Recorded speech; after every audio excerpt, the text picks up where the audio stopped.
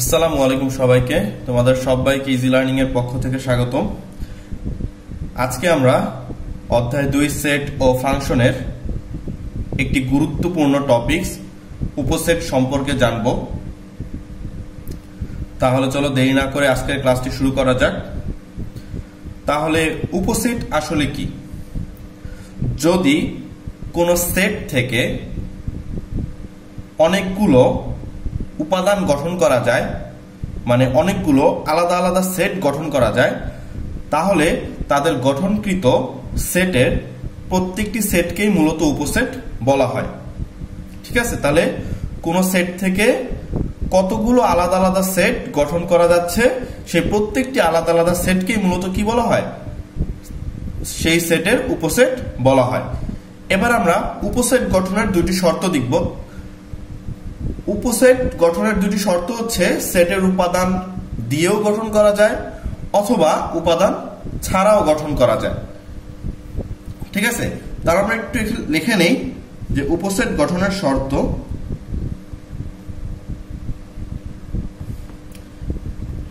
উপসেট গঠনের শর্ত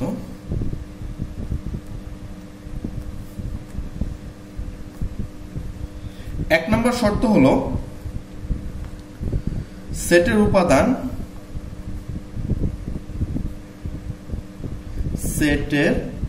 উপাদান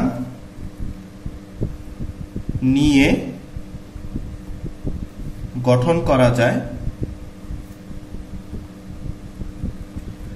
আরেকটি শর্ত হলো সেটের উপাদান না নিয়ে গঠন করা যায়।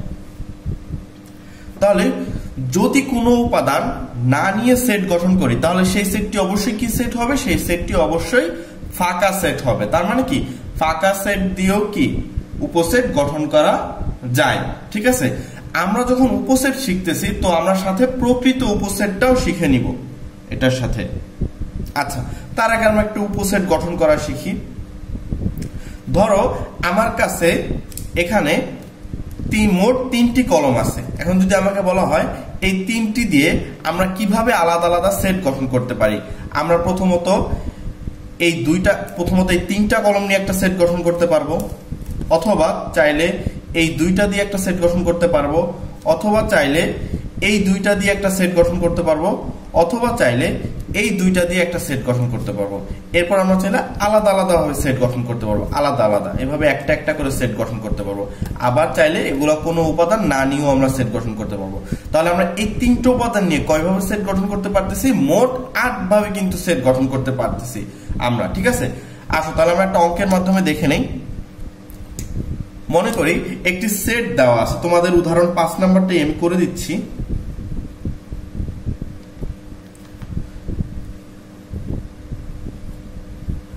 উদাহরণ 5-এ দেওয়া আছে হচ্ছে হলো p সমান xyz। বলতেছে কি যে এটা দিয়ে একটা উপসেট গঠন করে দেখাও। ঠিক আছে, তাহলে এটার উপসেট কি কি হবে? তাহলে আমরা একটু দেখে নেই যে p সেটের উপসেট সমূহ দেখি কি কি আসতে পারে। তাহলে আমরা প্রথমেই জানি কি, তুমি 3টা দিয়ে একবার সেট গঠন করতে পারবা। তার মানে এখানে কি হবে? xyz। এরপর তুমি চাইলে কি এই প্রথম 2টা নিয়ে একটা সেট গঠন করতে পারো, x, y। এরপরে তুমি চাইলে x আর z নিয়ে একটা সেট গঠন করতে পারো, x, z। এরপরে তুমি y আর z নিয়ে সেট গঠন করতে পারো, y, z।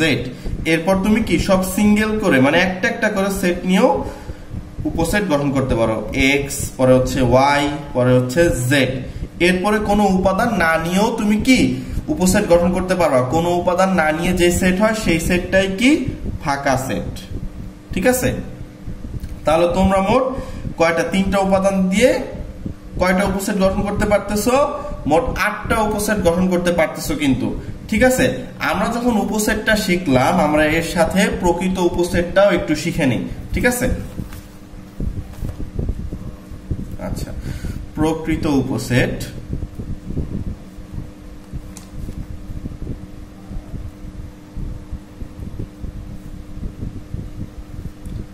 ঠিক আছে?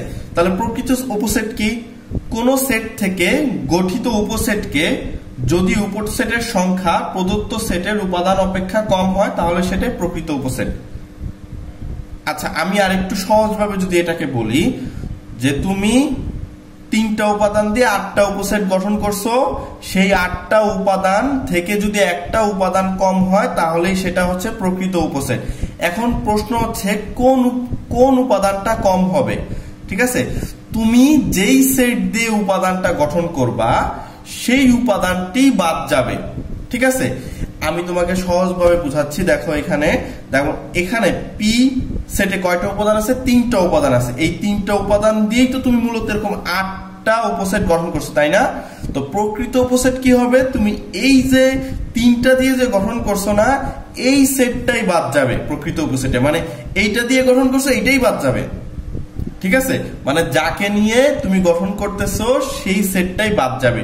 তুমি যদি এই সেটটা বাদ দিয়ে দাও তাহলে 8টা থেকে একটা সেট বাদ যাবে, তাহলে 7টা সেট হবে। তার মানে কি সেই 7টা সেটই হচ্ছে মূলত প্রকৃত উপসেট। মানে যাকে নিয়ে সেট গঠন করবা সেই সেটটাই কি হবে? বাদ যাবে প্রকৃত উপসেটে। ঠিক আছে, তাহলে আমি এখানে একটু আবার লিখি যে পি সমান কত ছিল? XYZ। আর একটা জিনিস মনে রাখবা যে প্রকৃত উপসেট বের করতে হলে তোমাকে অবশ্যই উপসেটও আগে বের করতে হবে। আমি এখানে আগে বের করে নিই যে পি সেটের উপসেট সমূহ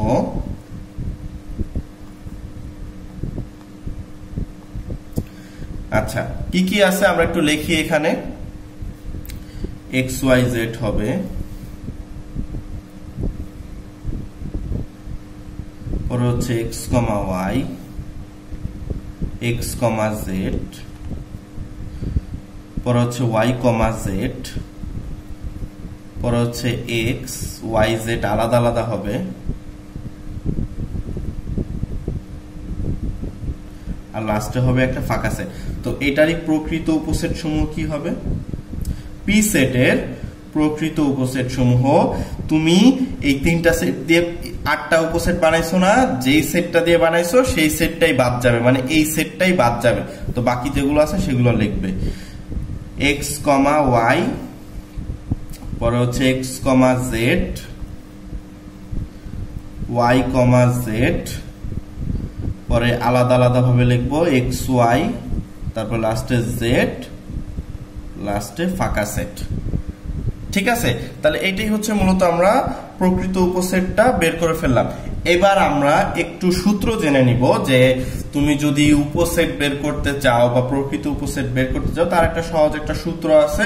তাহলে তুমি বুঝতে পারবা যে এখানে 3টা সেট আছে, তুমি কয়টা উপসেট পাইছো? 8টা পাইছো। যদি 4টা উপসেট হতো তাহলে কয়টা পাইতা? 16টা পাইতা। তাহলে এইটা তুমি কিভাবে বের করবা?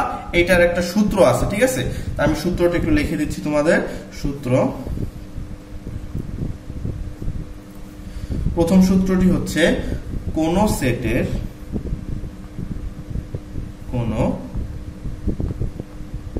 সেটের উপাদান সংখ্যা n হলে তার উপসেট সংখ্যা হবে কত? হবে 2n হবে। উপাদান সংখ্যা n হলে তার উপসেট সংখ্যা হবে কি? 2 পাওয়ার n। ঠিক আছে, যেমন n এর উপাদান কয়টা আছে? 1টা, 2টা, 3টা, তাহলে n এর মান কত? 3। তাহলে তুমি এখানে এর যে উপসেট কত হবে? 2 পাওয়ার 3। 2 পাওয়ার 3 কত হয়? 8 হয়। ঠিক আছে, যে মিলছে না 8টা উপাদান। এবার যদি এখানে 4 হয় তুমি কি লিখবা? 2 পাওয়ার 4। তাহলে 2 পাওয়ার 4 কত হবে? 16 হবে। এবার যদি উপাদান যদি 5টা হয় তাহলে লিখবা 2 পাওয়ার 5 লিখবা, মানে কয়টা হবে? 32টা উপসেট হবে। ঠিক আছে, কিন্তু পরীক্ষার সময় 3টা n এর মান 3টা দেওয়া থাকে অথবা 4টাই দেওয়া থাকে। ঠিক আছে, মাথা ঘাবড়ানোর কোনো প্রয়োজন নেই। 3টা 4টা দিয়ে সেট উপসেট গঠন করা শিখলেই তোমাদের হয়ে যাবে। ঠিক আছে, এরপরে 2 নাম্বারটা হচ্ছে প্রকৃত উপসেট সংখ্যা হবে প্রকৃত উপসেট সংখ্যা হবে 2 পাওয়ার n মাইনাস 1, মানে যাকে দিয়ে সেটগুলো গঠন করবা সেই উপাদানটাকেই বাদ দিয়ে দিবা, তাহলেই তুমি প্রকৃত উপসেট পেয়ে যাবা।